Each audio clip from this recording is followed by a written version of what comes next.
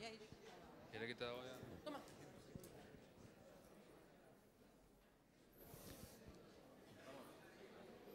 Bai, kaixo, atzalde on denoi eta mila esker etortzeagatik. Gipuzkoako Foro Aldundiaren izenean, Kultura Departamentuaren izenean, ongi etorria eman nahi genizueke etorri zareten guztioi, Kanal Europa saio honetara. Dakizuenez, Kanal Europa jakintzaren edapenerako gune ireki bata, nun parte hartzen dituzte, artistek, idazleek, zientzialariek. Gaurko saioan gurekin daukagu Bilboko Arte Ederreko Museoaren zuzendarien Miguel Zugaza eta Begoña Marañon aurkezle lanetan, Cadena SER, Euskadiko Cadena SER zuzendaria. Eta nire ondoan Luisa Etxenike, Kanal Europaren zuzendaria. Hola, buenas tardes a todas y a todos. Gracias por estar aquí. Gracias al Koldo Michelena y a su director Patxi Presa por acogernos y naturalmente a nuestros dos invitados. Es para nosotros verdaderamente un gran privilegio poder contar en el proyecto Canal Europa y en esta vertiente, digamos, abierta al público que es Canal Europa Directo con Miguel Zugaza. Está acompañado de Begoña Marañón, como les ha comentado Patxi Presa, directora regional de Cadena SER en el País Vasco. Con ellos les dejo, ellos van a dialogar durante una hora aproximadamente y a partir de un cierto momento abriremos la conversación a todos ustedes. Gracias.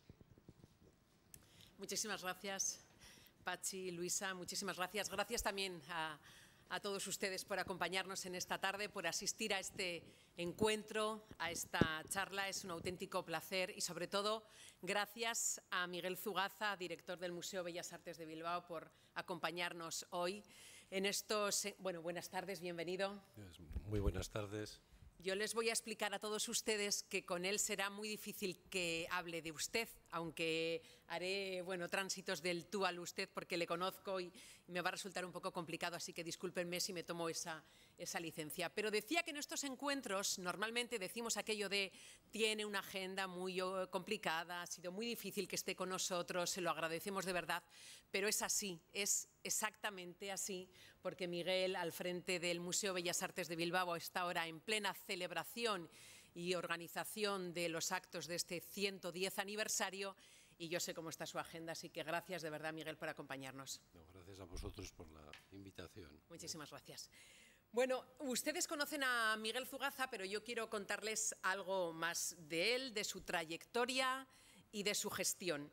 Miguel Zugaza es licenciado en Historia del Arte por la Universidad Complutense de Madrid, donde también realizó estudios de tercer grado.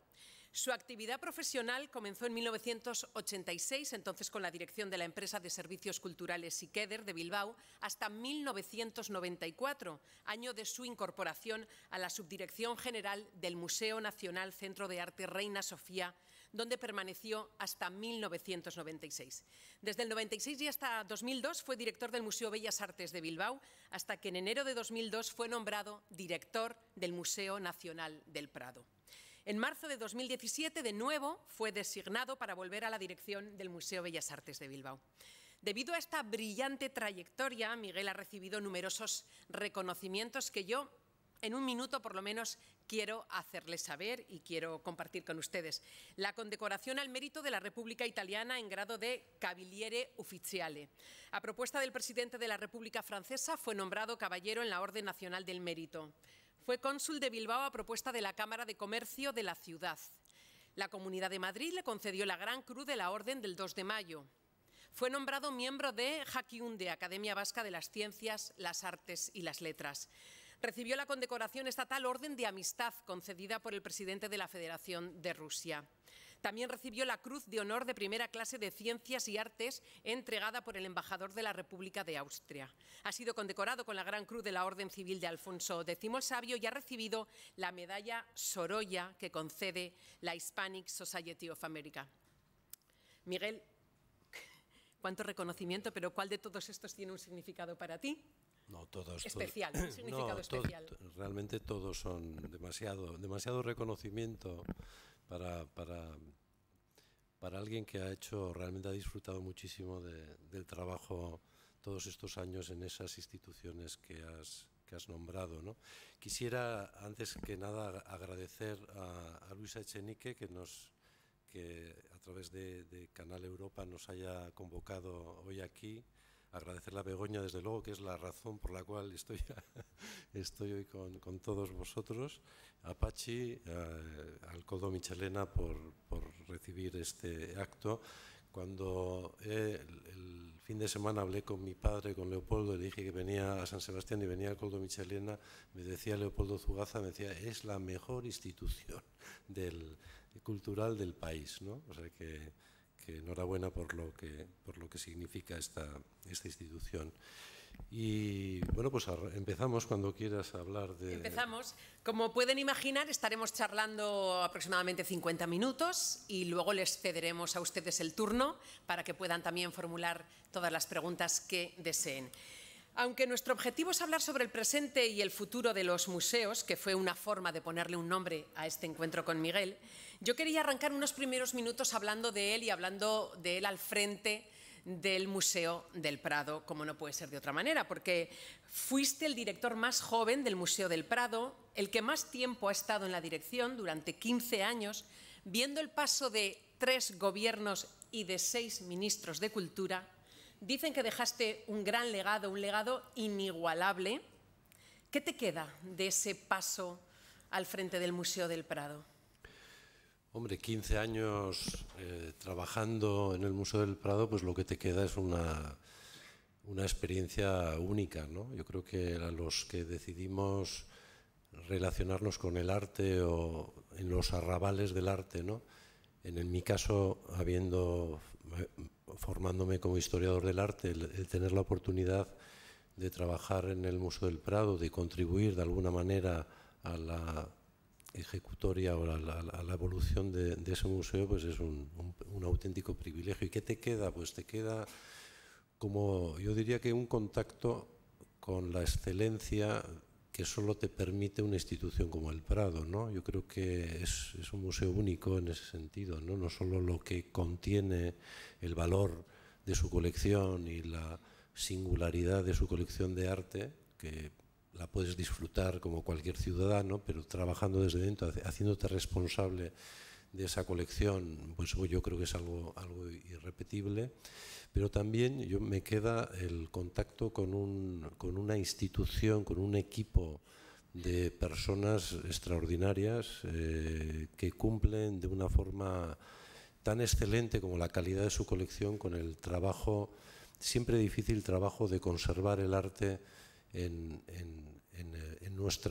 cualquier museo, pero en nuestra contemporaneidad, ¿no? Yo creo que en el Museo del Prado he aprendido muchísimo de cómo debemos de trabajar con el arte desde un museo, cuál es la forma en la que debemos de comportarnos los museos delante del público, delante del propio arte, delante del arte contemporáneo, cuando ponemos en relación el arte contemporáneo con el arte pretérito, ¿no?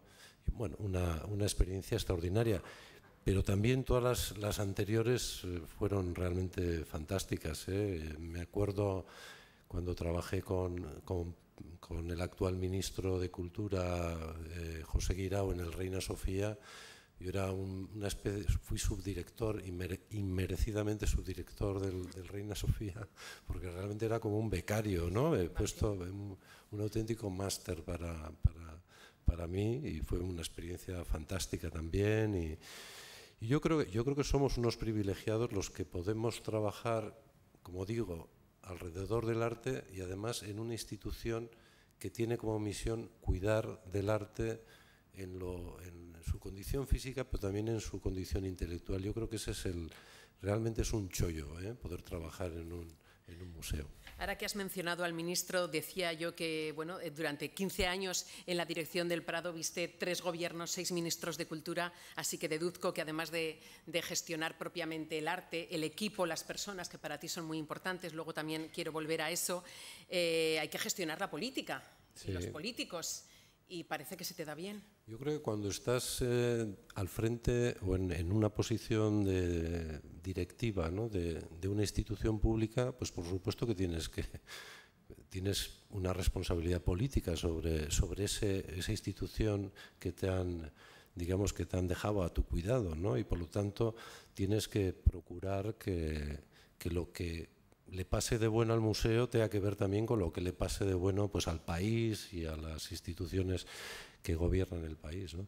Yo creo que la suerte del Prado fue que yo llegué cuando ya los partidos políticos habían asumido que había determinadas instituciones culturales que no tenían que entrar en la batalla partidista, ¿no? Firmaron un pacto parlamentario el año 95 que permitió que el museo desarrollara su gran proyecto de ampliación y su programa de modernización sin la tensión entre los diferentes partidos políticos, y eso generó pues una suerte de profesionalización del museo que ha sido muy positiva, ¿no? Por lo tanto, defendiendo el papel político que tiene una institución como pública, creo que el Prado se benefició de ese acuerdo de que la política más digamos, más conflictiva quedara fuera y pensara el museo en un proyecto ambicioso de cara al futuro, ¿no? Y de hecho su ampliación pues ha sido así posible gracias a liberarle de esa servidumbre de la política más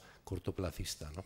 ¿Y qué te quedó por hacer? ¿Qué se quedó en aquel tintero del Prado por hacer? Muchísimas cosas, muchísimas cosas. Cosas que conseguimos hacer, muchas cosas, pero también yo creo que pues ahora el museo celebra su bicentenario, que va a ser una oportunidad magnífica para que el museo reflexione sobre el pasado, sobre esos 200 años de historia, pero también sobre su futuro. Tiene pendiente el museo terminar con su ampliación, incorporando lo que queda del antiguo Palacio del Buen Retiro, el Salón de Reinos, que es un espacio para el arte magnífico, es un espacio que lo va a desarrollar Norman Foster, y creo que va a ser un proyecto magnífico para el museo, ¿no? Y yo creo que, vamos, que el Prado siempre te deja cosas por hacer, ¿no? Sobre todo el ir descubriendo cada vez más cosas sobre su colección, sobre el arte que conserva el museo, tratar de promocionar ese trabajo silencioso que hacen los restauradores, los conservadores. Yo creo que hay mucha tela que cortar en el Prado, sí. Dijo Rafael Canogar que llevaste al Prado una forma o una nueva forma de pensar los museos. ¿Te reconoces en esta frase? ¿A qué se refiere? ¿Cuál es esta nueva forma de pensar los museos que llevaste? Pues no sé a qué se refería. Pero tú imagina, con el legado inigualable que dicen que dejaste. Bueno, ¿O cuál es tu forma de pensar los museos? Vamos a exagerar. No, yo creo que el Prado era un museo con una concepción tradicional, ¿no? de un museo clásico, histórico, que le costaba modernizarse o proceder como a su actualización, ¿no? Y yo creo que lo intentaron muchos directores, muchos gobiernos, pero no se daba con una solución determinada, ¿no?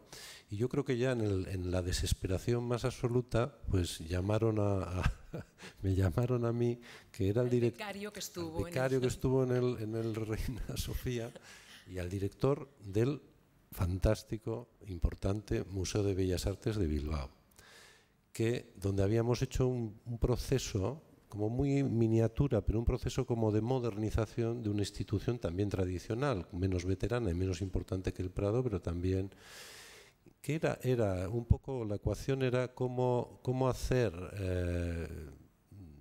digamos, hacer determinados cambios en el museo en el momento en el que el museo estaba transformándose físicamente, se estaba ampliando, y cómo acompañar esa apuesta tan ambiciosa que era el cambio de escala de la institución con una modernización de la organización interna, pero sin dejar, conservando de una forma como muy pura, como la misión casi ilustrada, casi revolucionaria, con la misión por la que se creó en su momento el museo hace ya 200 años, ¿no?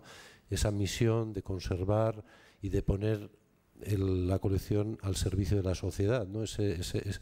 Y yo creo que lo que planteamos en el momento en el que me hice yo cargo de la dirección era pues una fórmula posible de sin revoluciones poder transformar el museo, ¿no? En un momento de cambio.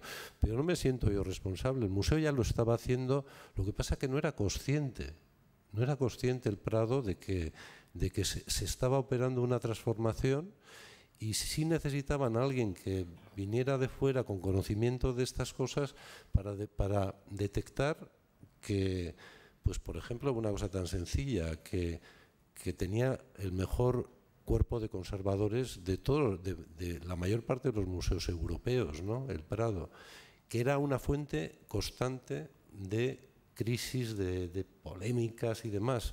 Y era simplemente detectar esa calidad y ponerlas a trabajar al servicio del museo, y eso disparó la cotización del Prado de una forma extraordinaria, porque como digo, la calidad del conocimiento que se tiene en el museo, en ese equipo humano, era extraordinaria, ¿no? Y se produce un viaje de ida y vuelta y del Museo del Prado de nuevo al Museo Bellas Artes de Bilbao. ¿Qué te empuja a dejar el Museo del Prado o a aceptar la propuesta del Museo Bellas Artes de Bilbao? Pues bueno, pues varias cosas. Una, la sensación de que yo ya había hecho lo buenamente posible para ayudar al Prado. La oportunidad de volver con mi familia, que era importante para mí. Yo vivía como a salto de mata entre Madrid y Durango, que es donde vivimos. Y luego también una cierta deuda con un museo como el de Bellas Artes de Bilbao que lo había dejado justo en el momento en que habíamos terminado una reforma importante, y yo creo que, en principio, creo que puedo aportar algo más a esa institución y volver a trabajar con los compañeros que ya hace años, con los que trabajamos hace años, ¿no? Y esas son las razones fundamentales. Entrar en el Prado debe ser muy difícil, pero salir del Prado es realmente casi imposible. Es como la película de Buñuel, ¿no? ¿Cómo se titula aquella película, ¿no?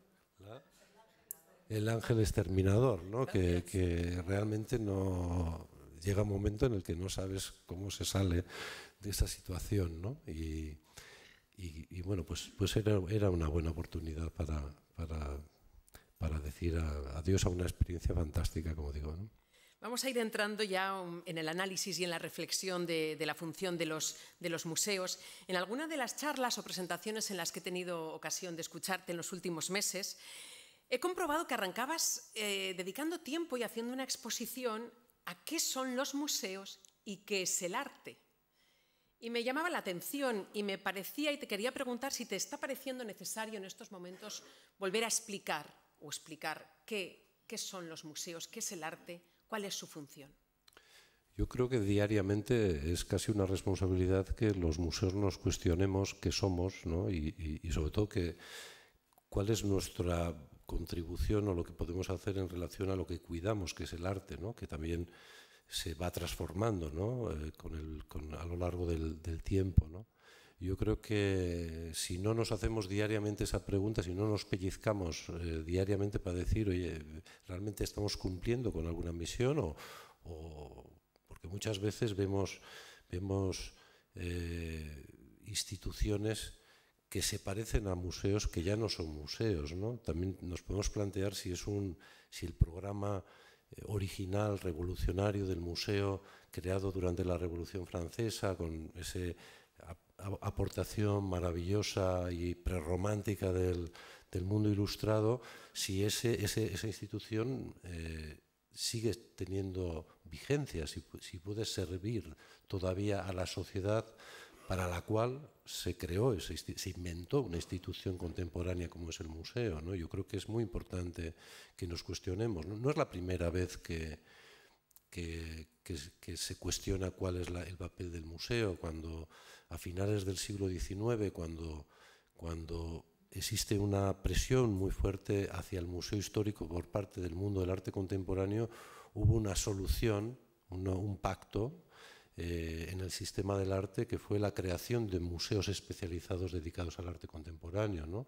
Es decir, se superó la crisis entonces del museo tradicional, habilitando como una especie de trinchera de institución alternativa al museo histórico, ¿no? Pero ya en los años 50 y en los años 60 también hay una crisis muy fuerte. El arte somete a la institución museo a una crisis muy importante, que es cuando se crean ese otro modelo de institución, las Kunsthalle, las instituciones dedicadas no tanto a crear una colección de arte, sino a participar de la actividad del arte, ¿no? que también ha tenido un gran desarrollo hasta nuestros días, ¿no? Ese modelo alternativo también al museo. Por lo tanto, yo creo que sí, que es importante que le demos vueltas a la vigencia de nuestras instituciones y si realmente podemos seguir cumpliendo con una misión relevante, ¿no? delante de la sociedad. ¿Y cuál sería ahora esa función? O digamos que también cada uno de los museos, en cada una de sus ubicaciones, puede tener una función diferente. No, pues a mí me gusta ver el museo desde esa concepción original. Yo creo que ha cambiado en la sociedad en todos estos años, ¿no? Desde la creación de la madre de todos los museos, que es el Louvre, ¿no? Pues ha cambiado mucho la sociedad, ¿no? Pero yo creo que el museo ha cambiado poco. Es decir, lo que es la misión, esa misión de conservación, por una parte, tanto material como intelectual, del arte, en el caso de los museos de arte, y la misión de poner en valor esa colección delante de la sociedad, ese valor de democratización del arte, yo creo que sigue siendo el eje fundamental de cualquier museo, ¿no? Luego, yo creo que lo que se ha complicado más, por decirlo de alguna manera, es la sociedad, y el museo tiene que adaptarse a los retos que plantea la sociedad, cuando son admisibles, porque a veces la sociedad le plantea retos al museo que no los puede resolver el museo, ¿no? Ahora mismo, lo comentábamos antes, bueno, pues parece que en el ámbito puramente de la formación, de la educación académica arreglada, pues está desapareciendo el fundamento de las humanidades, etcétera, ¿no? Y parece como que ese trasfondo importante, esa parte del ámbito del conocimiento que el hombre contemporáneo necesita para su desarrollo, pues parece que se transfiere a las instituciones culturales y muy especialmente a los museos. Pues debemos de ser capaces de aceptar de alguna manera, quizás reivindicando que la educación no lo deje totalmente descarrilada la formación en humanidades de la sociedad, pero de alguna manera yo creo que los museos, en la medida de lo posible, deben de completar esa parte de la formación, ¿no? Y por lo tanto tenemos que estar constantemente actualizándonos, ¿no? Decías también que el arte no se completa sin la presencia del espectador, hablando un poco de poner el valor ante la sociedad, pero no te gusta hablar de público, te gusta hablar de ciudadanía más que de público. Sí, porque yo creo que es muy engañoso esto de decir que el museo tiene público o tiene audiencia. No, pues lo que tiene son como mucho visitantes, tiene ciudadanos que se acercan con interés, con mayor o menor formación, de aquí y de allá, a encontrarse con el arte en un museo, o sea, grande, pequeño, pero a encontrarse con una determinada calidad, que es lo que buscamos normalmente en el arte. Y también en el caso del Museo de Bellas Artes de Bilbao, por ejemplo, pues yo pienso que también están buscando quien llega a ese museo como la perspectiva que tiene desde el punto donde está situado el museo, la perspectiva que del arte tiene ese museo o esa ciudad o esa comunidad, ¿no? Yo creo que y por supuesto que yo creo que no, si los visitantes son números o son audiencias y no sé qué, pues yo creo que nos despistamos un poco, porque yo creo que dentro de lo posible deberíamos de perfeccionar nuestros recursos, nuestras formas de interpretación que ofrecemos a la sociedad para tratar de identificar casi cada uno de los individuos que nos visitan, ¿no? Yo creo que sería perfecto si cada experiencia singular del arte en el museo pues se ajustara, ¿no?, a las necesidades que tiene cada visitante, sin tener una posición paternalista. Yo creo que esto es muy importante. Yo creo que el museo no tiene que dar lecciones, ni tiene que informar con rigor, tiene que poner en valor el arte con rigor. Yo creo que lo único que se le debe de exigir al museo es que ejerza esa autoridad que tiene como institución a la hora de hablar del arte y de su valor singular, de su calidad, de su autenticidad. Es decir, que las piezas que expone o las obras que expone responden digamos, al conocimiento profundo que tiene la institución del arte. Eso me parece que es muy importante. Pero pensar en públicos o en manadas de gente que viene a los museos, pasa. En los museos hay muchos museos que están secuestrados por las audiencias, bueno. Ya lo creo. Sí, de las audiencias, de los visitantes y de las manadas quiero que hablemos, porque también has comentado en muchas ocasiones que el número de visitantes no es para ti un indicador válido para medir la salud de un museo, sí, o del éxito de un museo, o no es el principal indicador. Sin embargo, todavía, y ahí yo reconozco también que los medios tenemos un gran papel y tenemos que ir reeducando, pero os tenéis que mirar un poquito. Nos tenemos que mirar un poco, pero bueno, ya sabes que al final los medios nos tenemos que mirar absolutamente todo, y es verdad, los titulares son así. La semana pasada nosotros dábamos un titular que decía: X museo bate de nuevo su récord de visitantes. Y eso está muy bien. Y eso está muy bien, pero no es el único indicador. No, y como nos reeducamos todos, medios, sociedad, instituciones.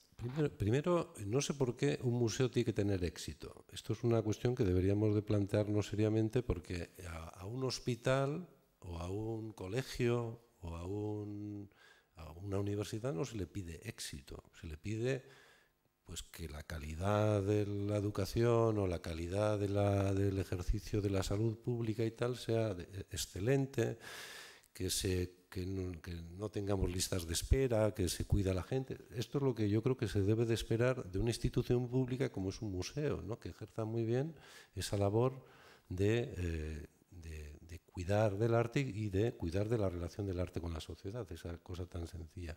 Si eso lo hace, el museo es capaz de hacerlo de una forma, digamos, llegando a tener una relación asidua y creciente con los visitantes y demás, pues fantástico. Yo creo que a mí me gusta ver los museos llenos de gente, no soy, y creo que es un buen indicador de la salud de un museo el hecho de que sus programas, su relación con la sociedad sea una relación frecuente, y me parece que es pero no es el objetivo principal. El objetivo principal, pues seguramente es más difícil de ponderar, es más difícil de calcular, porque pues tienen que ver más con cuestiones de la calidad del comportamiento del museo frente al arte y frente a la sociedad.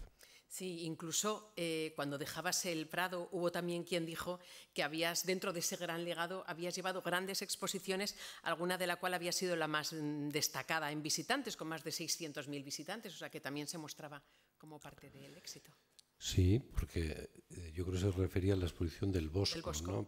Lo que es difícil cuando programas una exposición sobre el Bosco en el Prado, que tiene la mejor colección del Bosco, de obras originales del Bosco, el año de su centenario, es pues que el problema es un problema de orden público. O sea, que no es que lo hagas o trates de llevar a la gente al museo, es que lo programas, es una exposición única, una vez, no se va a volver a repetir una exposición como esa, y lógicamente lo que tienes que gestionar bien es pues que el mayor número de personas que tienen interés en disfrutar de esa exposición lo puedan disfrutar, ¿no? Pero son casos muy excepcionales. Yo creo que y el problema de las masificaciones es el problema de museos muy concretos. La mayor parte de los museos del mundo están vacíos. O sea, la mayor parte de los museos del mundo de ciudades muy importantes están vacíos. Tú vas a Londres a la Dulwich Picture Gallery, que es un maravilloso museo, desde su arquitectura, su colección, es un museo bien frecuentado, pero no es un museo masificado, ¿no? Entonces, yo creo que hay que ajustar estas cosas relacionadas con el éxito, récords de visitantes y tal, también con un fenómeno que tiene que ver con determinadas instituciones que propenden a ese tipo, digamos, de relación como más masificada, ¿no? El caso de los museos vaticanos en Roma o el Louvre, etcétera, que son museos que tienen un problema. Realmente no tienen éxito, porque decir que 10 millones de visitantes han ido al Louvre no puedes decir que no sea un éxito, ¿no?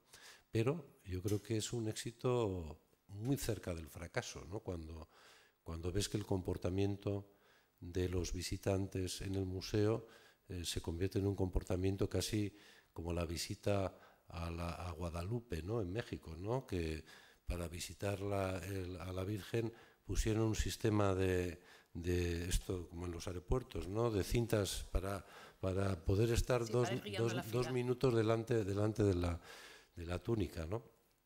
Yo creo que hay que tratar primero de ser realistas.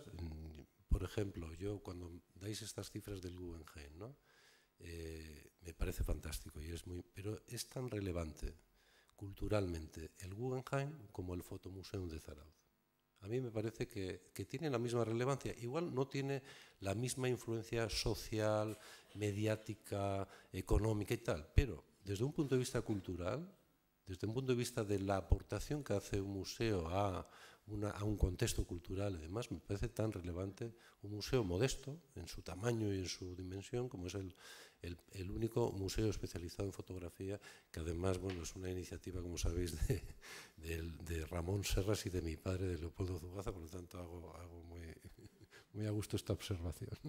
Y además a mí me gusta que la hagas, pero y a mí me provocó ruido la semana pasada cuando escuché este titular, porque en el fondo también desde tu posición haces una pedagogía que yo creo que también va calando. Creo que también es importante que nos ayudéis a transmitir qué vale y qué no vale. Y si antes a mí no me hacía tanto ruido el decir ha habido X miles de visitantes en este o en otro museo, ya me empieza a sonar mal, y lo siguiente que haré será invitar a la redacción, que tiene vida propia, a decir que busquemos noticias de otra manera, ¿no? Pero, sin embargo, los rankings sobre la reputación de los museos, que existen y son muchos también, lo primero que categorizan es por número de visitantes, aunque luego sí es verdad... La han castigado al Louvre en la última... La han castigado al Louvre, que es el museo más visitado. Por lo tanto, y en cambio han elevado de la posición del Museo del Prado, que no es el museo más visitado del mundo.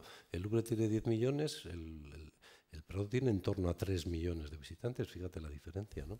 Pero destacan también otros factores, a eso quería ir también, ¿no? Otros factores importantes, como es el propio compromiso del museo, del centro cultural con la ciudad, el gobierno, el lugar de trabajo, la innovación, la relación con la ciudadanía, liderazgo, la propia ciudad donde está ubicado, otros factores que también son importantes, ¿no? A la hora de hablar de los museos. ¿Qué opinas de estos factores? ¿Qué tienes en cuenta tú a la hora de gestionar el Bellas Artes de Bilbao? Hombre, yo creo que el contexto del museo es muy relevante, incluso en el momento en el que en la crisis de la globalización, ¿no? donde parecía que todo era posible ser trasplantado en otro lugar, en otra circunstancia, pues bueno, pues hay cosas que, digamos, que a veces son difíciles de mover de su sitio, ¿no? Al final un museo no deja de ser un edificio, ¿no? Y un edificio en una ciudad, en un contexto cultural, y por lo tanto no puedes desactivar eso, forma parte ya de la identidad del museo, ¿no? A nosotros en el Prado nos ofrecieron hacer alguna operación de esas hacia afuera y tal, y siempre nos resistimos, pero nos resistimos porque veíamos muy difícil el desglosar el Prado de alguna manera para crear nuevas sedes. Nos pareció que era mucho más interesante, por ejemplo, pues relacionarse siendo generoso con los préstamos o con el intercambio de conocimiento con otros museos, con otras instituciones en España o fuera de España, ¿no? Y era una forma de llevar adelante esto, pero pero no porque el Prado era un museo de Madrid, pero era un museo casi del barrio de los Jerónimos, casi de ese edificio maravilloso que crea Villanueva, no para ser una galería de pintura, sino para ser un museo de ciencias naturales, pero que se ha convertido en un cofre que está tan unido a la identidad del museo que es muy difícil sacarlo de allí, sacarlo en el sentido de duplicarlo, triplicarlo, hacer sedes o hacer franquicias con él, ¿no? Entonces me parece muy importante. Y en el caso del Museo de Bellas Artes de Bilbao, pues es clave. Es decir, es un museo que nace hace 110 años por iniciativa de la sociedad bilbaína de principios de siglo, que anima a las instituciones a crear una institución dedicada a reunir ejemplos del arte histórico para que sirvieran de ejemplo para la educación, no solo de la sociedad, sino de los artistas. Era una intención muy clara y, de hecho, el museo se instaló en la antigua Escuela de Artes y Oficios. Era un complemento de la formación de los artistas, ¿no? No hay que olvidar eso, que el museo también nace con esa responsabilidad, ¿no? Y a lo largo del tiempo ha ido el museo y su historia ha ido avanzando con el arte que se ha ido creando en su contexto y también con la sensibilidad social en torno al arte que se ha producido en esa ciudad, ¿no? Entonces, por lo tanto, es muy importante la ligazón de la institución con el contexto. Eso no le hace al Museo de Bellas Artes de Bilbao, no, es muy local, hombre, pues sí que claro que es local, pero es interesante, entre otras cosas, porque en ningún otro sitio vas a encontrar cómo se producen las formas de modernización del arte que se producen en su contexto cultural, ¿no? Y eso es un valor. Yo creo que cuando viene, una de las sorpresas para mí, después de 15 años de estar en Madrid y volverme a hacer cargo del Museo de Bellas Artes de Bilbao, es que ha cambiado la sociología de la ciudad, o sea, del museo, ¿no? Los visitantes, vienen mucha gente de fuera, de turistas. Es como, no llega, no sé, ni al 10% de los visitantes del Guggenheim, pero es un 10% que en el Museo de Bellas Artes de Bilbao genera un impacto, yo creo que muy decisivo, ¿no? Y te das cuenta un poco que lo que está buscando ese nuevo visitante es pues una determinada calidad del arte que se conserva en el museo de la ciudad, pero también ese relato diferenciado, esa historia singular del arte que está en el museo, que tiene que ver con el arte vasco, que tiene que ver con la creación en torno al museo. Y eso es muy, muy importante ponerlo en valor. Me has dejado 3 cuestiones, precisamente casi las 3 próximas preguntas que venían sobre las extensiones de los museos, sobre la colaboración de los museos, que te veo más partidario. Pero voy a empezar por la del reto. ¿Qué reto te has marcado, qué retos te has marcado en el Museo Bellas Artes de Bilbao? Porque supongo que eres consciente que cuando se produjo tu nombramiento hace un año, año y medio, yo lo viví en Bilbao, no sé si en el resto en Euskadi, pero en Bilbao se comentó muchísimo, vuelve Miguel Zugaza, vuelve al Bellas Artes, viene del Prado, qué misión trae, qué va a hacer, esto es así. Radio Patio informó, aquí se prepara algo muy grande, muy relevante. No le va a dar la vuelta porque el edificio no se le puede dar la vuelta, pero sí vienes con la gestión de la ampliación, la reforma. Pues es una equivocación. Todos equivocados estábamos. No, yo pero creo... tú lo sabes, eres consciente de ello. Sí, me sorprendió. Pero eres consciente. Sí, te llegó. Sí, me sorprendió un poco que, digamos, bueno, primero agradezco, por supuesto, que te reciban así con tantas expectativas y tal. Sí. Pero también me parece que vamos, tampoco traía un plan así como maestro que lo iba a poner en marcha. Lo que estábamos haciendo es el plan, pero también es muy importante, después de 15 años, piensas que conoces muy bien una institución, pero en 15 años cambia mucho la institución y cambia mucho el contexto, ¿no? Y cambia mucho la ciudad, ¿no? Y yo trato, en este año y medio que llevo trabajando en el museo, he tratado de entender otra vez, un poco cuestionándome eso, ¿no? ¿Qué papel tiene el museo en este momento, ¿no? Para saber un poco hacia dónde dirigir la institución, ¿no? Yo creo, sinceramente, algo de lo que sí esperaba de esta nueva etapa en el Museo de Bellas Artes de Bilbao es encontrarme una institución con la que poder experimentar, ¿no?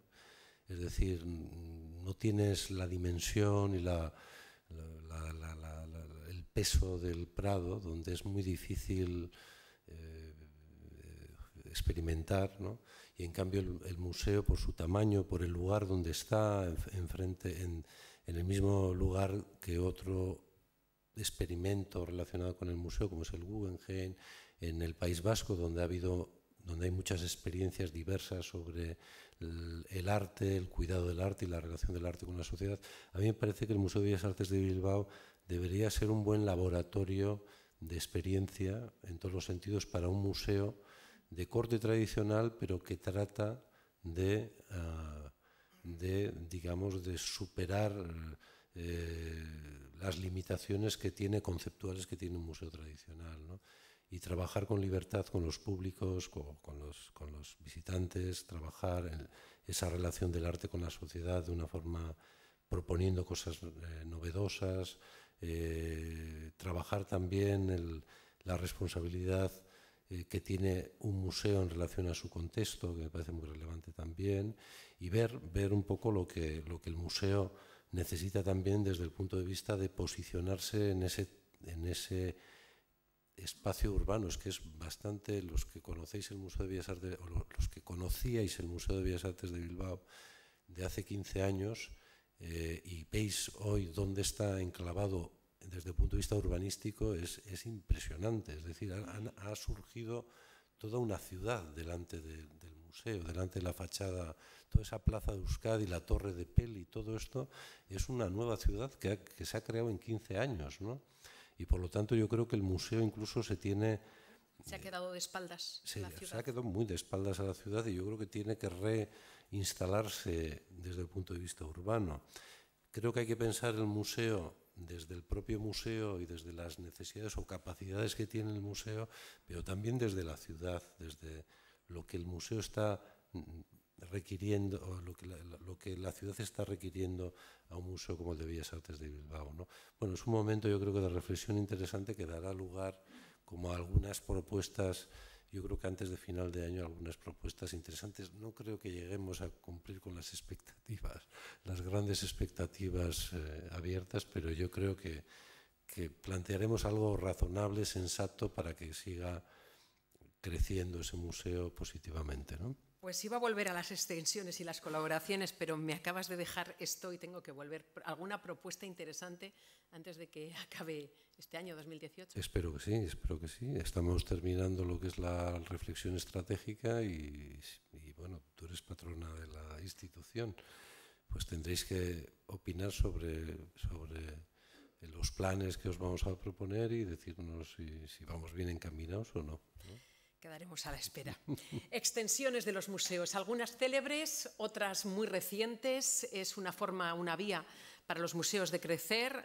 Alguna de las más recientes, la del Museo del Louvre de París, con esa extensión en Abu Dhabi.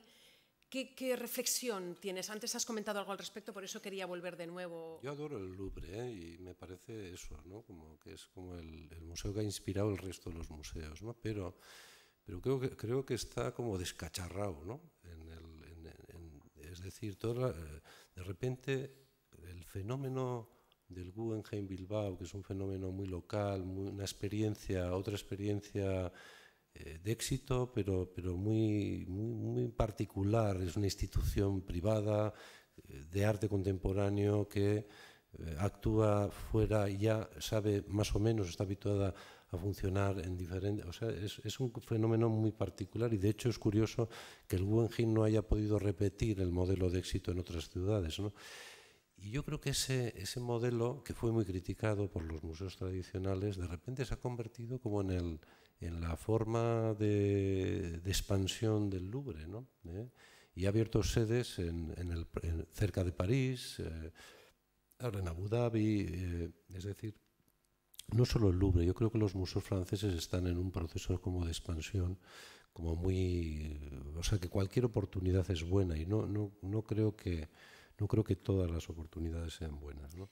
Pero decías que si eres partidario de las colaboraciones de los museos y que los fondos puedan ser expuestos en museos diferentes. Por ejemplo, Los dioses del Olimpo, que ha llegado al Museo San Telmo de la mano del Museo del Prado. Estupenda exposición que me ha dicho Susana Soto, su directora, que está teniendo un éxito enorme, cosa que me alegro mucho porque es una iniciativa esa de sacar al Prado fuera de su sede que gracias a la Caixa, que es el patrocinador de este tipo de proyectos, pues está dando un rédito muy importante. Digamos que es también una forma de celebrar todos ese bicentenario, ¿no?, del Prado. Yo creo que sí, yo creo que es muy importante. Pero yo creo que hay una misión nueva de los museos, que es como la misión diplomática, ¿no? La misión de diplomacia cultural, que no ha sido tan clara. Yo creo que el mundo, esta tendencia al mundo global y tal, como ha obligado a los... Yo creo que ha cambiado una cosa muy importante, que es la idea del Museo Nacional se ha diluido en la responsabilidad del Museo Universal, ¿no? Es decir, que ya el Prado, el British Museum, que nacieron como instituciones, fíjate, British Museum, ¿no? O sea, que como visiones nacionales como de la cultura o del arte han tomado un papel más como custodios de un patrimonio universal, ¿no? Yo creo que ese cambio se ha producido en las últimas décadas, y también se ha sumado a la labor a las responsabilidades de educación y demás, esta labor también de diplomacia cultural, que a veces es una excusa para hacer operaciones puramente económicas, ¿no?, con los museos, ¿no? Esta cosa de abrir una sede en no sé dónde, que es una operación de diplomacia cultural, pero que finalmente es una operación puramente mercantil o tal, ¿no? Pero yo creo que sí, yo creo que es una responsabilidad noble la que tienen los museos también a la hora de entender que lo que conserva un museo es una parte de una tesela del gran mosaico de la cultura o del arte global del mundo, ¿no? Entonces, el poder compartir la experiencia del arte o la definición o la historia del arte de cada museo con otros museos, con otras culturas, yo creo que es muy enriquecedor, ¿no? Yo creo que trataría de defender esa posición, pero tratando también de no entrar en operaciones puramente mercantiles o puramente comerciales, ¿no? De utilizar la marca de un museo como una marca de prestigio para, digamos, facilitar como una franquicia, cosa que no es el Guggenheim. O sea, que yo creo que la cosa buena del Guggenheim es que se criticó al Guggenheim por parecerse a eso, pero yo creo que no ha sido eso, ¿no? Ha sido más bien una oportunidad nueva para el propio Museo Guggenheim, pero también para la ciudad de Bilbao, ¿no? Me interesa este concepto de diplomacia cultural porque no sé si precisamente ese es el objetivo de las exposiciones, las temporales, digamos, las que a veces son más relevantes, más famosas, más destacadas, porque decías también que te parece un error organizar exposiciones solo para cautivar a la audiencia de nuevo, ¿no? ¿Puede ser ese más el papel? Sí, yo creo que cualquier cosa que haces para llevar a la gente al museo así, yo creo que no es el motivo. Yo creo que cuando organizas una exposición temporal y pides préstamos a otros museos, tienes que intentar que el proyecto lo vea la gente, ¿no? Yo también critico, me pongo en la otra posición y digo, oye, mira, no se pueden hacer exposiciones solo para una especie de círculo muy reducido de profesionales y tal, porque estás pidiendo la colaboración de otras instituciones, y es muy importante que las exposiciones tengan lleguen a la ciudadanía, ¿no? Pero creo que no hay que tratar de utilizar las exposiciones como si fuera como una especie de... Creo que es un error, incluso cuando en el Prado se abrió la ampliación y pensamos en un principio en cobrar una entrada independiente, una entrada para ver la colección y otra entrada para ver las exposiciones, independiente, y luego una entrada compartida, ¿no? Y vimos que nos metíamos en un problema porque empezábamos a generar una jerarquía entre el visitante de la colección y el visitante de la exposición, cuando la exposición debe de ser una experiencia que forma parte del conjunto del museo, ¿no? Un poco como en el Metropolitan. Yo creo en eso el Metropolitan ha dado otra lección, nos ha dado otra lección. Es decir, tú cuando entras al museo, pagues o no pagues la entrada, tienes que poder alcanzar el conjunto de la actividad del museo. Y las exposiciones temporales forman parte del comportamiento público del museo y por lo tanto no tienes que diferenciarlo con un ticketing, con una entrada independiente, ¿no? Y yo creo que eso es bastante importante. Y no solo las exposiciones, porque hay otras actividades. En este pasado mes de junio organizaste en el Museo Bellas Artes de Bilbao unos cursos de verano por primera vez, verdaderamente extraordinarios, absolutamente extraordinarios, y que tuvieron mucho éxito, donde pudimos ver y comprender otras formas de ver el arte y donde pudimos escuchar a Norman Foster, por ejemplo, y a otros grandes, ¿no? Sí.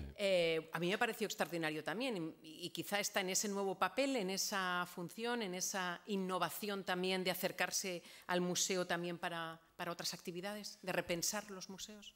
Sí, yo creo que el museo tiene que estar reflexionando constantemente. Es una institución cultural, es una institución de investigación.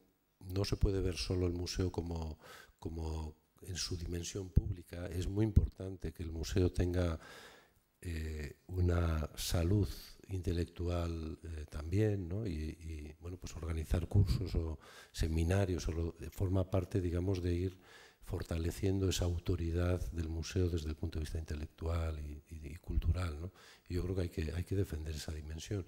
Y también la formación de profesionales del mundo de los museos, que tampoco hay, digamos, tantas fórmulas para desarrollarse, pues yo creo que el museo puede ocupar un poco también, se puede ocupar parcialmente de esa formación, de completar la formación de historiadores del arte, de restauradores que pueden desarrollar su profesión en el seno del museo. Querría en los próximos minutos entrar a un grupo, a un ámbito de temas que uniría los jóvenes, la atracción de los jóvenes, la tecnología, bien utilizada, mal utilizada, las cámaras de fotos, los videoclips para atraer a esos nuevos jóvenes que supuestamente están desconectados del mundo de los museos. Ahora que has dicho tú que el Louvre está un poco descacharrado. Espero que se me entienda. Lo digo con enorme admiración hacia incluso, por no sacarlo del contexto estará bien. Incluso a su director, a su actual director, que es un grandísimo director y está haciendo una cosa extraordinaria, pero bueno, pues es una institución muy grande, muy grande. Y claro, de repente ves, porque Begoña me pregunta por el vídeo famoso de Beyoncé, ¿no? Sí, pues, el vídeo de Beyoncé. Pues perfectamente, yo creo que ese ejemplo forma parte del descacharre del Louvre y ves cómo en el desguace entra la contaminación digamos, de lo comercial, de lo mediático, y creo que es un tufillo que a mí me inquieta muchísimo, ¿no? Pero decía su Dice, viene gente joven, esto lleva gente joven, pues no sé si es la forma de estimular que vaya la gente joven, ¿no? Creo que deberíamos de ser capaces de inventarnos formas de relacionar el interés de los adolescentes o de los que estén empezando a tener una visión crítica del mundo, pues a llegar al museo por una apetencia de conocimiento, apetencia de entender las formas del arte, la belleza, esas cosas, ¿no? Yo creo que deberíamos de ser capaces, sin abrir, que entre toda esa contaminación, ese ruido externo, incluida la tecnología a la que te referías. Es un momento fascinante para los museos que tengamos tantos medios tecnológicos para cumplir con nuestra misión de una forma plena, universal, llegando a presentar la calidad de nuestras colecciones a través de nuestras páginas web con imágenes de alta resolución delante de públicos que nunca van a poder visitar nuestros museos, que no van a poder llegar a visitar. O sea que yo confío totalmente en las nuevas tecnologías, pero no metamos las nuevas tecnologías en el museo si no sabemos para qué sirven, ¿no? No podemos estar tenemos un móvil, tenemos tablets, tenemos un montón de cosas que creo que son muy útiles, pero de momento, mientras no sepamos cómo utilizarlas positivamente en el museo, pues habría que dejarlas en la puerta de entrada y recogerlas a la salida, ¿no? Pero no solamente en los museos, en muchos ámbitos bueno, también. Y estás cortando al público joven que se relacione con el museo, pero ¿para qué quieres tener dentro del museo a alguien que esté seducido? Porque es imposible no dejar de estar seducido por una pantalla luminosa que te ofrece tantos estímulos, ¿no? Te pones delante de las meninas y terminas eso, lo que está pasando en muchos museos, que es haciéndote un selfie sin mirar el original, ¿no? Yo creo que mientras no sepamos utilizar bien la tecnología, deberíamos de preservar de cara al ciudadano contemporáneo lo que tiene de experiencia sensible, única, la relación de los individuos con las obras de arte. Y creo que cualquier cosa que no ayude a que esa relación sea memorable y muy satisfactoria, pues deberíamos de tratar de contenerlo. Dentro de ese legado del Prado que antes mencionábamos, fuiste responsable de que no se sacaran fotografías en el interior. Sí. Y luego todos criticaron, a ver, del Prado, ¿por qué no deja sacar fotos y sí, tal? He visto por ahí, todavía queda por ahí algún Yo me acuerdo una pequeña riña con un director de un museo que puso en duda nuestra vocación pública por no dejar fotografiar dentro del Prado, ¿no? Pero apareció el palo del selfie y todos tuvieron que cambiar, porque el palo del selfie se convirtió en un arma terrorífica para el museo, el palo. Y curiosamente no los malos hábitos de visita que generaban los móviles y demás, ¿no? Entonces yo creo que sí. Yo creo que esa decisión de no dejar fotografiar, creo que es muy censurable, muy criticable y tal, pero o lo haces de esa manera y haces una crítica directa, ¿no?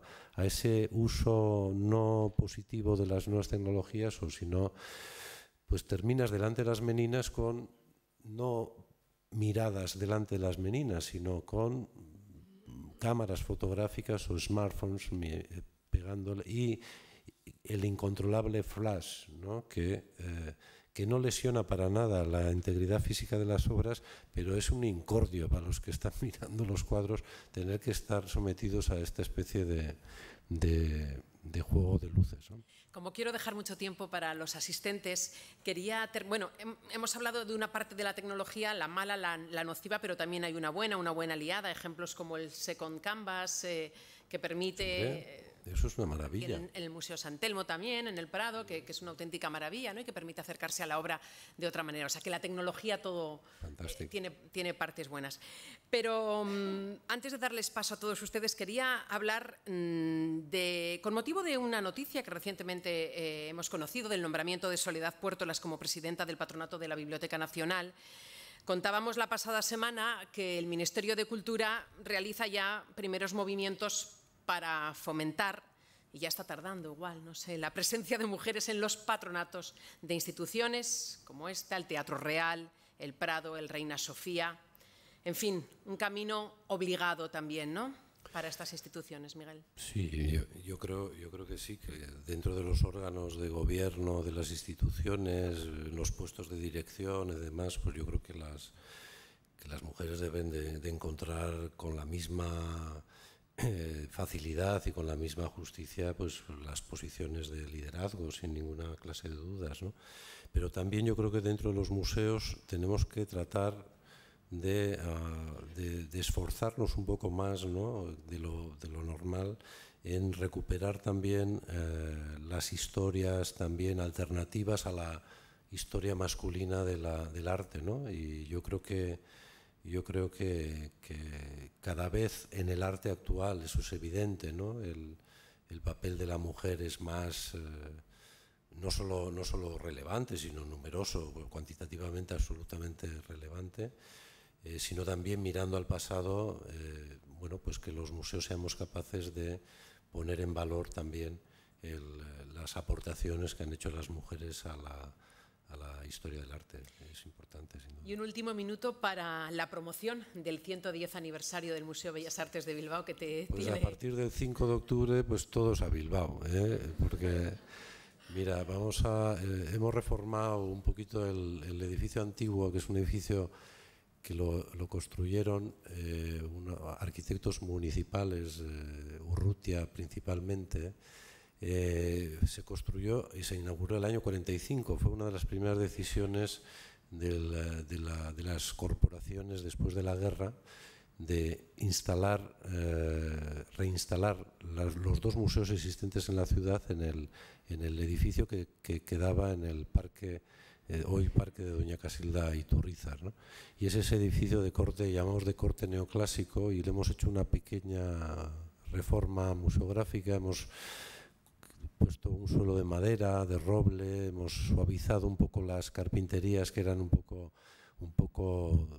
demasiado datadas en su época, y lo vamos a reabrir el día 5 con un proyecto especial que hemos pedido un comisariado literario al escritor Kirmen Uribe, y nos ha propuesto un alfabeto del museo, ¿no? Cada sala, son 30 salas del edificio antiguo, van a ser una palabra, y esa palabra va a reunir una serie de obras. Yo creo que es una propuesta muy abierta, alternativa a la forma de contar la historia del arte que normalmente tiene el museo, y yo creo que va a ser bastante refrescante. Yo creo que la gente joven va a encontrar también argumentos para poder visitar el museo a partir del día 5 de octubre. Y un mes después, también dentro de la celebración del 110 aniversario, vamos a presentar una exposición muy importante en el edificio moderno, ocupando todo el edificio moderno, dedicado, se titula Después del 98, Artes y Prácticas Artísticas en el País Vasco en esos últimos 50 años, ¿no? Desde el 68, después del 68. Gracias, la exposición de Kirmen, el abecedario del museo, se hace gracias a la BBK, que es patrono estratégico del museo, y la exposición de Después del 68 gracias a Petronor, que cumple también 50 años de su propia historia, y en paralelo nos va a permitir, pues eso, revisar un poco desde el coleccionismo institucional y desde el propio papel que ha tenido el Museo de Bellas Artes de Bilbao en la historia del arte de estos últimos 50 años, pues eso, algo que nos parece fundamental, que es el reconocimiento del contexto local, ¿no? Pues muy bien. No sé si lo he vendido bien o no. Sí. Y hacerse amigos del museo, que es una forma estupenda de relacionarse con cualquier museo. Es una de las cosas que más ilusión me ha hecho en este año y medio, es que ha crecido mucho. Hemos superado los 3.000 amigos del museo, que para un museo como el de Bellas Artes de Bilbao es un número ya, es una comunidad bastante interesante, ¿no? para poder trabajar, ¿no? Esto seguro que viene unido a la expectativa que has creado, Miguel, que quieren estar allí para verlo. Espero no defraudarlo. Bueno, muchísimas gracias, Miguel. No te despedimos todavía porque ahora es su turno. Me quedaban muchos temas, pero entiendo que con este público pues tenemos que dejarles hablar. Tenemos un micrófono, así que si, nos lo van pidiendo, perfecto, cuando quiera. Muchas gracias por la interesante conferencia, que nos ha abierto a muchos el interés en cuestiones que nos habíamos planteado y tal, ¿no? Yo quería hacer una pequeña propuesta crítica, con muy buena intención, respecto a los museos gigantes que existen en el mundo. Por ejemplo, pues el mismo Prado, ¿no? O el de París o el de Nueva York. Quizá el caso más extremo, o no sé si me equivoco, es el de San Petersburgo, que más o menos dicen que contiene 3 millones de piezas. Claro, eso es una cosa realmente inhumana, ¿no? Es decir, una persona interesada por el arte que se encuentra con 3 millones de piezas, lo primero que le entra es una angustia existencial que le lleva a no ir directamente, es decir, como medida preventiva de no enloquecer. Imagínate al director de ese museo lo que le tiene que entrar. Lo digo como ejemplo, perdón. Lo digo como ejemplo porque en otros casos, por ejemplo, donde has estado tú también, pues tenéis un almacén que es una vergüenza, dicho así de una forma poco provocativa. ¿Por qué? porque resulta que hay unas maravillas enormes, no solo en ese, sino en muchísimos museos importantes, que aun siendo gigantescos e impracticables, resulta que no tienen sitio para exponer al público auténticas maravillas que están muertas de risa en los almacenes ocultos, que no los ve nadie, no los disfruta nadie. Eso es un desperdicio que no tiene absolutamente ningún sentido desde mi punto de vista. Bueno, eso por un lado. Por otro lado, creo que una cierta especialización en los museos vendría bastante bien.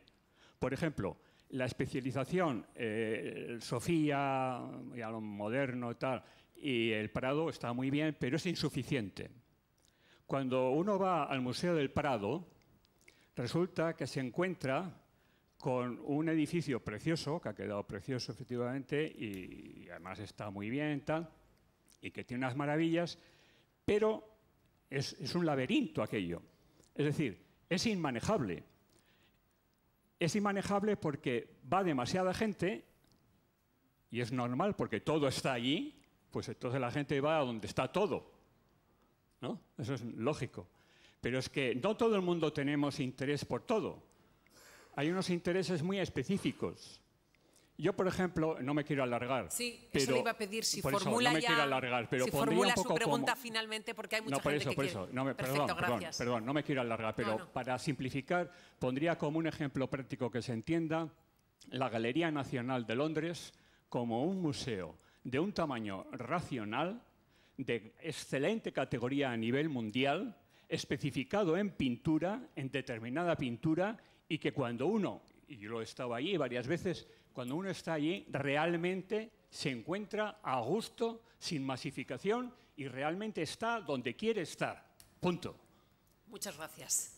Yo adoro también la National Gallery, pero son museos que responden a historias muy diferentes. La National Gallery se crea con la finalidad de reunir los mejores ejemplos del arte occidental.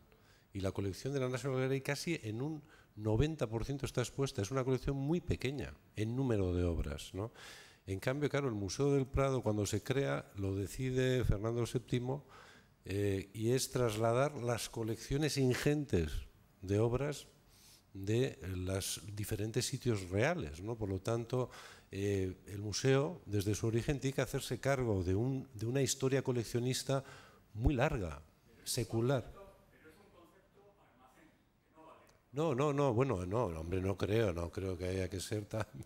Yo creo que el museo, a lo largo de la historia, difícil historia contemporánea de España, ha ido haciendo lo posible para ir ordenando ese gran conjunto de obras, exponiendo al máximo, de hecho su ampliación, la ampliación pendiente que es la del Salón de Reinos pretende eso, ¿no? Poder exponer más obras. Acaban de abrir las nuevas salas dedicadas a la pintura flamenca, la nueva ubicación del Tesoro del Delfín. O sea, el museo trata de mostrar más su colección, está presentando una pequeña pero maravillosa exposición de las pinturas mitológicas en el Museo de San Telmo, tiene depositadas 3.000 obras en otros museos, instituciones que también ejercen su labor pedagógica. Por lo tanto, yo creo que el museo ha ido haciendo, hombre, sería extraordinario poder tener medios para que todo se pueda exponer, todo aquello que realmente mereciera la pena. Yo creo que es un mito, de todas formas, lo del Prado oculto, en el caso del Prado, creo que es un mito bello, porque esta cosa de que el museo, que es ya extraordinario, guarde en sus almacenes lo mejor, es una cosa, vamos, literariamente maravillosa, pues, ¿no?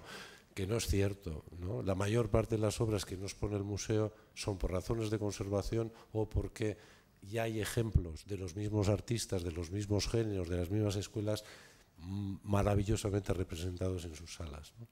Muy bien, tenemos aquí otro caballero. Sí, bueno, le quería hacer una pregunta, bueno, felicitarle por toda su trayectoria, también ya por la de la colección de Alicia Koplovich, que fue una maravilla la exposición. Bueno, comentarle al señor que sí, bueno, yo sí que opino en parte como él, bueno, pero bueno, es por la propia concepción del museo y de la colección que la National Gallery efectivamente, bueno, es muy cómoda de visitar porque está en orden cronológico y tal, pero luego ha dicho una cosa que no estoy de acuerdo, que tiene como una pintura especificada o algo así, cuando precisamente es enciclopédica, tiene de todo, pero bueno. No, le quería comentar que hablando esto de las nuevas tecnologías y del Museo del Louvre, puedo unir los dos temas, yo ya en el 2008 hice ahí un escrito que las nuevas tecnologías tienen cosas muy buenas. Yo, por ejemplo, soy ingeniero, que me formé aquí, por cierto, en este edificio, y tiene cosas muy buenas, como el acceso a través de Internet y tal, pero, por ejemplo, en el Museo del Louvre ya, a partir del 2008, yo antiguamente ibas allí y había una audioguía, la típica, pues al lado del cuadro un numerito, y había una señora que te hacía una traducción en español maravillosa, muy bonita. Entonces, era audioguía. A partir del 2008 pusieron guía audiovisual y ya se convirtió eso en un espanto, porque sobre todo la gente joven va más pendiente cuando entra en una sala, en vez de mirar pues la sala en conjunto o las paredes o los techos que tiene maravillosos el Louvre, pues va constantemente mirando boca abajo, mirando para abajo la pantalla para ver si encuentra tal cuadro o sigue tal recorrido. Y es molesto para los visitantes porque te chocan, y para ellos mismos que pasan, yo lo tengo comprobadísimo, pasan más tiempo mirando la pantalla que mirando las paredes. Entonces es un caso claro que la nueva tecnología, en ese caso, por ejemplo, es un espanto. Yo creo que no sabemos todavía utilizar yo creo que tenemos un privilegio impresionante los videntes, y es que tenemos una parte del cerebro fuera de, digamos, en contacto con el exterior, que es nuestra mirada, ¿no? Y entonces, ¿por qué interferir entre nuestra mirada y un objeto raro, bello, lo que sea, a través de un dispositivo, ¿no? Me parece. En cambio, yo soy gran defensor de la audioguía. La audioguía no molesta, porque la audioguía es un acompañamiento, es una ilustración. Si quieres, la oyes, es individual. Yo creo que sí sabemos. Ese es un buen instrumento de acompañamiento en la visita. En cambio, yo me acuerdo, la primera vez que vi una de estas audioguías visuales fue en Frida Kahlo, en la exposición La Tate, y donde era fabuloso, porque te ponías delante de un autorretrato de Frida y le dabas al botón y veías todos los autorretratos de Frida. O sea, era excesivo, ¿no? Pero yo creo que te distanciaba de la experiencia directa de la obra de arte. Dos cosas muy rápidas. Y luego también una pregunta. Esto de que los rankings de visitas y tal, los directores de museos, muy a su pesar, no se han visto obligados un poco a promocionarlo. Por un lado, porque claro, con los recortes de dinero público, pues claro, para hacer más autofinanciación, y por otro lado, pues también para justificar que X millones de visitas significa que en esa ciudad va a revertir luego mucho dinero pues en hoteles y tal. A ver si nos han visto muy a su pesar, a veces obligados a fomentar. Bueno, no hemos hablado de esto, pero yo creo que sí, un museo forma parte de la realidad, y por lo tanto la realidad económica forma parte de la realidad política, pero también económica, ¿no? Y a mí me impresionó mucho, siendo director del Prado, cuando se hizo un estudio sobre el impacto económico que tenía el Prado, y un dato era que cada 3.000 visitantes se generaba un puesto de trabajo en la Comunidad de Madrid. Claro, esa es una presión muy fuerte, ¿no? Es decir, ¿cómo no trabajar para que, digamos, crezca el número de visitantes, ¿no? Ahora, creo que hay que también, pues como lo he insistido mucho, tratar de no llevar eso a una, digamos, a una contradicción con la propia misión pública del museo, ¿no? Sí. Muchas gracias. Luisa, ¿tú? ¿Alguien más? No veo mano levantada. Sí, bueno, en primer lugar también agradecerle esas interesantísimas reflexiones. Yo quería volver un poco sobre la cuestión de la diplomacia cultural, ¿no? La medida en que vivimos en un mundo en que tristemente parece que las fronteras se están cerrando otra vez, quisiera su opinión o su reflexión sobre esa dimensión también política de ruptura de fronteras, de contacto con las obras que viajan, con realidades a veces culturales muy diferentes, como es el caso en este momento de Asia, que está lejos, pero que se está convirtiendo en un lugar fundamental para el arte. Un poco ese diálogo transfronterizo en contradicción con lo que está pasando políticamente en el mundo. Gracias. Sí. No, yo creo que sí, que es una nueva responsabilidad que también tenemos que saber llevarla adelante, ¿no? Muchas veces detrás de la diplomacia cultural se esconden negocios de los museos, muchos, y otras veces también intereses de la política de los países que no son muchas veces, o sea que yo creo que hay que tratar también de conducirlo en un sentido positivo. Yo creo que el museo que mejor ha sabido interpretar ese nuevo rol de la diplomacia cultural es el British Museum durante la dirección de Neil MacGregor, ¿no? Que ha sido su director en los últimos 15 o 16 años. Yo creo que supo entender que no se trataba tanto de que el British Museum abriera sedes por todas partes del mundo, sino que realmente el British Museum, que además en su propia configuración, en su propia historia, tiene una vinculación con toda la Commonwealth, es decir, tiene una visión global del imperio, ¿no? Pues tenía una oportunidad magnífica de poder ayudar a los museos de la India para poner en contacto los equipos curatoriales del arte indio del British con los museos, ¿no? Y tratar de construir puentes más en el ámbito del conocimiento, en el ámbito del expertizaje, etcétera, ¿no? Y esa es una forma de diplomacia cultural fantástica, ¿no? Para al mismo tiempo que el museo defendía la legitimidad de que los mármoles del Partenón siguieran en Londres, ¿no? Es decir, que un museo que está argumentando y cuál fue el gran argumento, pues que ya no era el Museo Nacional británico, sino que es un museo universal que le corresponde custodiar pues, ese patrimonio, ¿no? Y yo creo que lo está haciendo bastante bien, ¿no? Pero es muy importante, sin duda.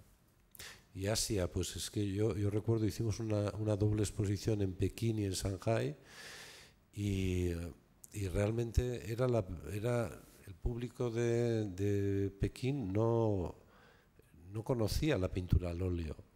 Fíjate si había una distancia entonces había que explicar, claro, desde no ya las formas del arte occidental, sino las técnicas del arte occidental, ¿no? Y yo creo que es muy interesante esto. Pero cuidado cuando se hace solo por razones políticas o muchas veces por razones puramente económicas, ¿no? Sí. Muy bien, pues si no hay más preguntas, muchísimas gracias de nuevo, Miguel Zugaza, por acompañarnos. Gracias, mucho éxito gracias a ti, en esta celebración y hasta pronto. Muchas gracias.